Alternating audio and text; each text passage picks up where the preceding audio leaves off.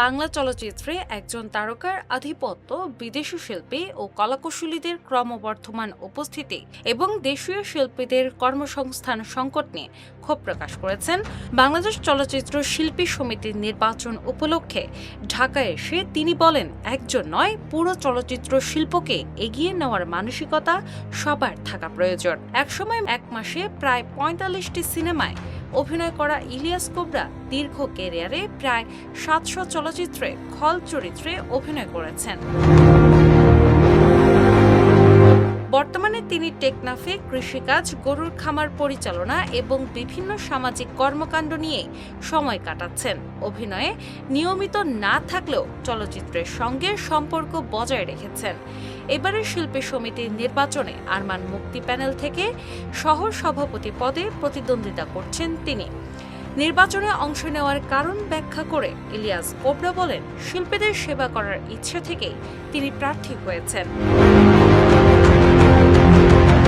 চলচ্চিত্রের বর্তমান বাস্তবতা নিয়ে হতাশা প্রকাশ করে তিনি বলেন, একসময় রাজ্জাক, ওয়াসিম, জাভেদ, ফারুক, বকুল ও ইলিয়াস কাঞ্চনের মতো তারকারা নিজেদের মধ্যে কাজ ভাগ করে নিতেন, একজন আরেকজনকে সুযোগ দিতেন, ফলে পুরো ইন্ডাস্ট্রি সচল থাকত। কিন্তু এখন অসংখ্য শিল্পী থাকা সত্ত্বেও একজন তারকাই বছরে একাধিক সিনেমায় কাজ করছেন। পাশাপাশি অনেক ছবিতে বিদেশি শিল্পী ও ভারতীয় ক্যামেরাম্যান আনা হচ্ছে, অথচ দেশের দক্ষ শিল্পী ও কলাকুশলীরা কাজের সুযোগ পাচ্ছেন না। নিজের ক্যারিয়ারের কথা স্মরণ করে ইলিয়াস কোবরা বলেন, চলচ্চিত্রই তাকে আজকের পরিচিতি দিয়েছে। ৭ বছর বয়স থেকে মার্শাল আর্ট চর্চা করলেও সেই পরিচয়ে মানুষ তাকে চিনত না।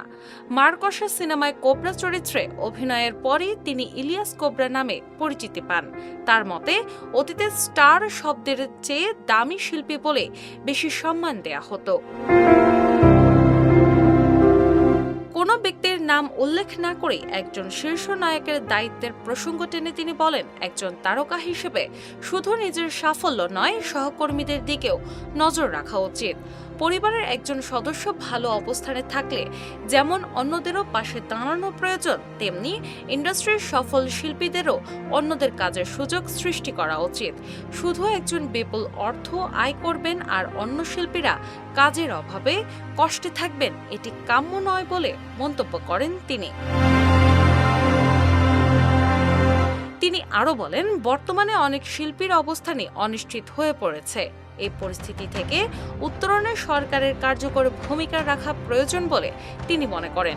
উল্লেখ্য, ৮০-এর দশকে নায়ক রুবেলের সহযোগিতা ও অভিনেতা সোহেল রানার হাত ধরে মারকসা সিনেমার মাধ্যমে চলচ্চিত্রের যাত্রা শুরু করেন Ilias cobra.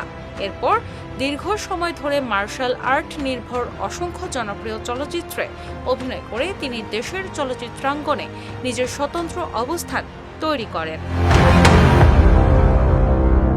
Desk report, Bangla বাজার পত্রিকা।